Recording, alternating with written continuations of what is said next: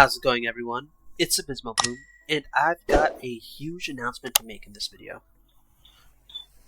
I took Purrelyghoul to the OTS Championships, and we got first place. Yep. We went through 5 rounds of Swiss, followed with 3 rounds of Elimination of Top Cut, and we got first in all of that. So, we got the playmat, we got this beautiful medal, we got a few packs, and we also got the invite for Nationals. So, yeah, this is really nice. So, in today's video, I'm just going to be sharing with you guys the deck profile that I took to the event. And, yeah, I just hope you guys enjoy. So, before I reveal the deck profile, I just want to give a huge shout out to my friend Noe. Before the event, I was previously playing the 60 card pile Purrelyghoul list, and I wanted to kind of improve the consistency. If you guys remember, I took that list to their remote duel YCS, and we went 5-3-1 with it. And my losses were mainly just because of time or because we bricked. So, yeah, it was a bad list. We just wanted to improve on the performance of that with the consistency. So, he kind of helped me with like a little bit of deck doctor, you could say. And we went from 60 cards to 45 now. So that is what we played. He also recommended to take this to a locals first to see how well it does there. And we took this to a nearby locals, got first with that over there as well. And so yeah, because we did really well with that, we proceeded to take this for the championship. So yeah. Again, just a shout out to my friend Noe. Thanks a lot.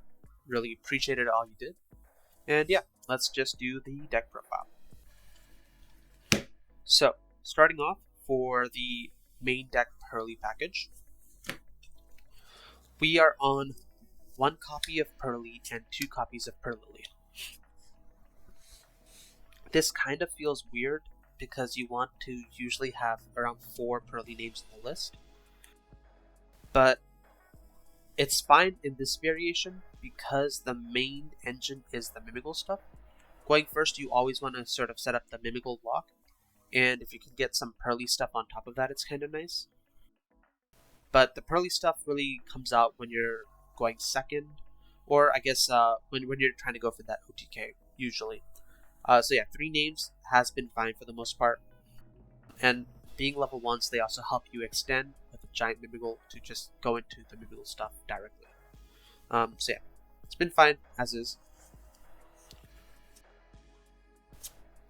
I guess there were some matchups where I would have wanted a 4th Purrely name, so it does come up, but it was never to the point where it was an issue.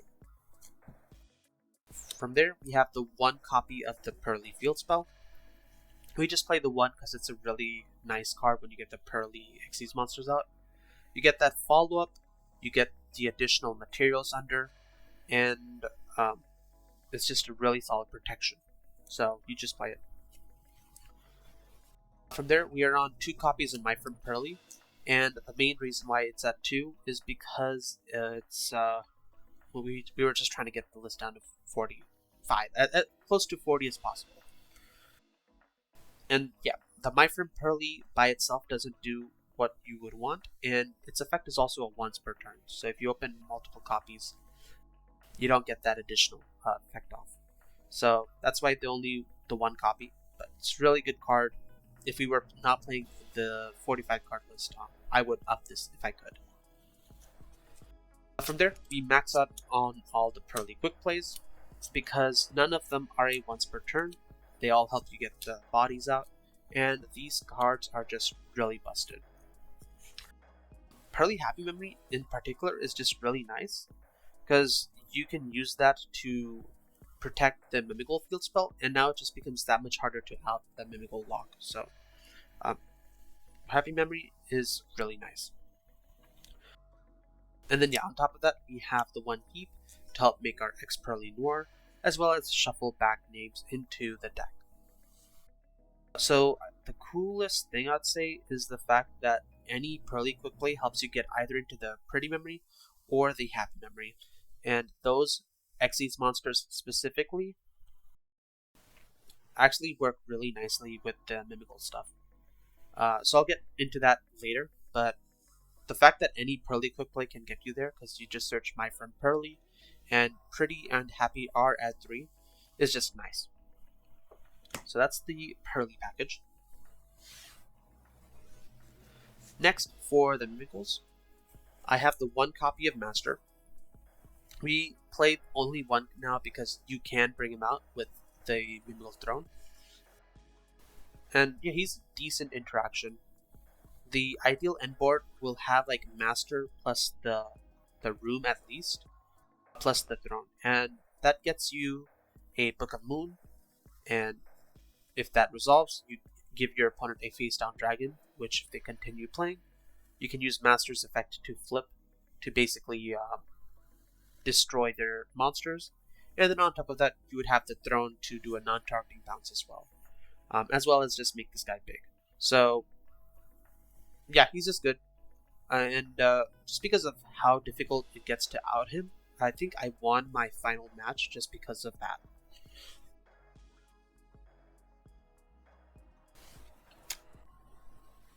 Next, we are on 3 copies of Dragon. And this guy is like your best normal summon, because on summon, he gets you any Mimighoul spell or trap. Usually with the Mimighoul combos, he will be out in some form, so just a good card. Next, we have the 2 Archfiend, and this card is relevant because it's a decent kind of hand rip, but along with that, this is an in-engine way to flip monsters on your turn with the normal summon.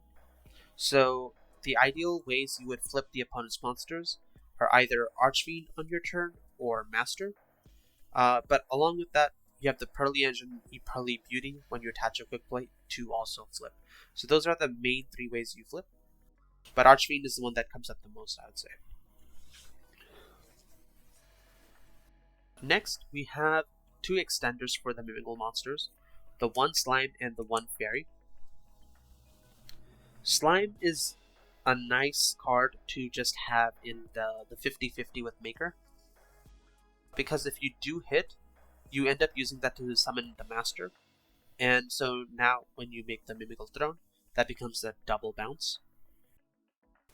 So that's nice because of that, if it hits, but that's the only reason. And then going second, he is a body that in your hand can be special summoned to your board if your opponent has more monsters than you. So the fact that it can also just summon itself from your hand potentially is part of the reason why it's there. And then Fairy is here mainly because it's the easiest Mimighoul monster to extend with from your deck. As long as you have a Mimighoul monster on board, it's a free summon to your side. Its flip effect is kind of nice. Doesn't really come up as much. From there, we play 3 copies of Dungeon. It's a really busted field spell. It helps facilitate your Mimighoul lock. It gives your Mimighoul monsters an attack boost. And on top of that, it's a searcher that can add a Mimighoul either from the deck or graveyard, so you're never running out of names. Next, we are on 2 copies of Maker, and this is a really solid starter, but again, we had to cut something for that to increase the consistency, get it to 45. So this is again one of the cards that we cut from 3 to 2. And I guess the other issue is with the number of names we're playing, you're never really going to get that 3rd copy to actually activate. It does help with consistency to see Maker, I guess, but majority of the time, it's not necessary to open with Maker. So yeah, I think majority of the time, even if you do start with Maker, your opponent has an Ash or something for that as well. So yeah, 2 Maker has been fine from testing. It's also a card that's with the once per turn effect, I guess, so that's probably another reason why. The last card for the Mimighoul engine is the Room, and this is a card that was kind of hard on me to cut to 1. I really like this card. It's such a strong card, but because we're anyways able to like kind of OTK with the Purrely package going on the third turn, needing a second room hasn't really come up. And there's also the fact that if you see 2 room, it's kind of bad because you can only really activate 1 per turn. So I guess that's another reason why we just ended up cutting 1 room. But yeah, that's the Mimighoul package. Lastly, we played the 1 copy of the Angel Statue as a room. This was the 1 card that I refused to cut. We could potentially have taken this out and just switched from the Silhouette Rabbit into IP, but I just love the double interruption from just 2 random bodies on board too much to give it up. So yeah, Angel Statue as a room is basically that 45th card, I guess. So that's the Purrely main engine. For the non-engine, this is where the deck gets pretty spicy, I'd say. Because of the fact that we're on 45, playing Shifter just became a lot more consistent. I saw this card so much more times than I did during the YCS. And yeah, this card was part of the reason that this deck does so well, because you just drop Shifter and it shuts down so many decks. Even the decks that play through it, it hurts their board a little bit, and it definitely hurts their follow-up. So Shifter is just good for that reason. So yeah, really powerful card. On top of that, we played the 1 copy of the Magnemite. And the main reason that this was there is because Magnemite can search you into Mimighoul Dragon. So it's just a really good interruption that also follows up into your engine.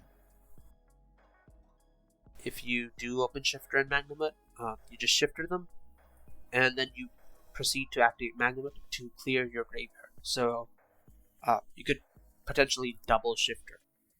So yeah, it's good synergy with Shifter, plus it gets into your Mimighoul engine, so it's there. The next card is Triple Ash. Not much to say about that. It's just a pretty good generic hand drop. The next card was Set Rotation, and I put this in my non-engine slot because it's got really good offensive and defensive plays. It's really good when you go first because you get into your engine. It does not play into Ash or Droll, and since now your opponent controls a card, they can't activate Imperm either. So really good for that. And then going second, it's great against specifically decks like Runic, or even the Fire King decks. Basically decks that care about their field spell, because you just out that card as well, and then just go into your stuff. So really good card. And also going second, if you know you're facing a matchup that doesn't actually care about their field spell, I would end up just siding out Set Rotation plus the Purrely field spell. So it just gave you more non-engine slots as well. Basically, the deck could fit somewhere between 12 to 15-ish non-engine, I guess you could say, because of that. So yeah, really cool. The next non-engine play is Double Talents, and it just kind of feels mandatory to play this because even if your opponent doesn't hand trap you, the Mimighoul stuff will trigger talents for you, so you just play it. And then lastly, we play the Triple Imperm. So yeah, that was the non-engine. It was pretty solid. Not much to say about that. It was good. For the extra deck, we're on Double X Purrely Noir. You kind of have to play the second one because if you end up making X Purrely Noir with Purrely Yeet, it will go back to your extra deck at the end of the end phase on your turn. So you have to make the second one during that time so that you continue to have a Towers monster. From there, we play 1 copy of each of the rank 2s. Already talked about it a little bit, but the E-Purrely Beauty and the E-Purrely Happiness have the best what do you call it? The best synergy with the Mimighoul cards. And funny enough, E-Purrely Beauty and E-Purrely Happiness are also the Xyz monsters whose quick plays are at 3, which means that with the My Friend Purrely, you can get into either of them if you really need to. Purrely Beauty is great for being able to flip the Mimighoul monster you give them when you attach a quick play, and Purrely Happiness can facilitate that OTK even into a board of just one monster your opponent controls, because you just give them a monster, search the delicious memory, and now the one monster your opponent controls cannot be destroyed by battle. So Purrely Happiness can OTK now. So that's the synergy between these two. Plump just becomes a lot easier to get into X Purrely Noir because you always end up using Maker and potentially some other spells along the way. So you're always going to get to that 4 materials that you would want.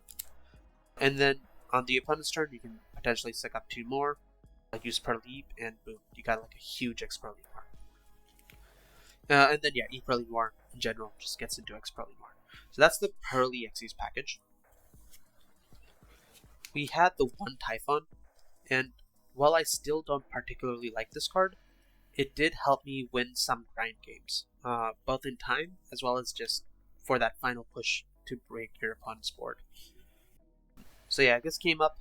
It was okay. I guess we'll keep it for now. Next, we have the Zeus package. So we have the Nightingale Downer Zeus, and yeah, not much to say about that. Nightingale just attacks your opponent directly, and also it's just really good into those Tempai matchups because they just cannot beat it. And then yeah, Downer Zeus just clears the board. Next, we have the Giant Mimighoul and the Mimighoul Throne. Mimighoul Throne specifically needs Mimighoul level 1 monsters to make it, but this guy's interaction is pretty good because you detach a material, bring out the master, and then on the opponent's turn, as a quick effect during the main phase, you can just attach it under master, giving it an attack boost, and then on top of that, you non-targeting bounce a card back to the opponent's hand. So that interaction is really solid, and the usual end board. On top of this being there, you have like the field spell, the trap, and that just ends up being like 4 to 5 interactions, and then you have like the lock, as well as the fact that your opponent can't attack you on top of all that usually. So this is just good with the end board. And then Giant Mimighoul is just a generic searcher that gets you into anything. He's also really cool because he's the time card, so Purrely does not lose in time anymore. So that I won 2 games just because of being able to use him in time. And then lastly, while this doesn't come up as often, he's also got the ability to allow your non-Xyz Mimighoul monsters to attack your opponent directly. So there's I think one game where I got my opponent to like 5k, and so they had like maybe 3 or 4 face downs at that point. So we just had the master attack for 4k directly, and then we used the effect of like Giant to destroy like 1 or 2 cards on the board, and then burn for the remaining. So yeah, that third effect, while it doesn't come up always, it's just a really nice additional effect that just adds to this power. Lastly, we have the Silhouette Rabbit, SP Little Knight, and Anima. So the Anima into SP play is pretty much what we go for when going second sometimes. And then Silhouette Rabbit is for when we go first.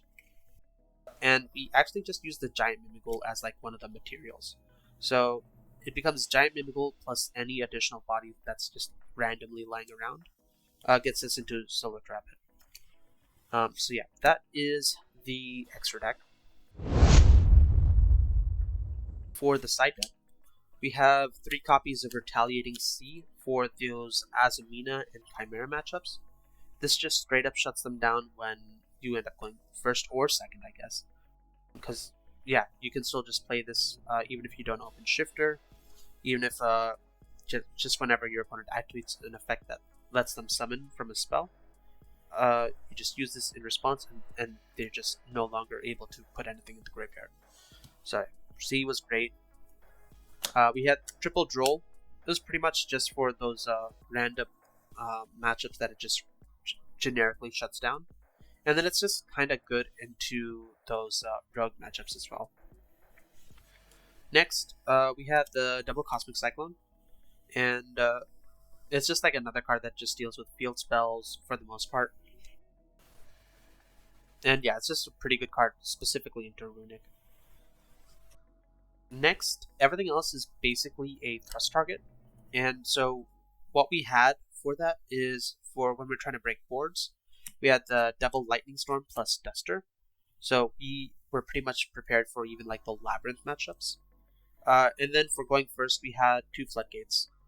Basically, D-Barrier and a different Dimension Ground. And what's beautiful is, even if your opponent, again, does not interact with your board at all, because the Mimighoul stuff does, you're always able to activate this off of thrust. So yeah, that was the deck. Hope you guys enjoyed, and I will see you guys in the next video. Alright then, bye!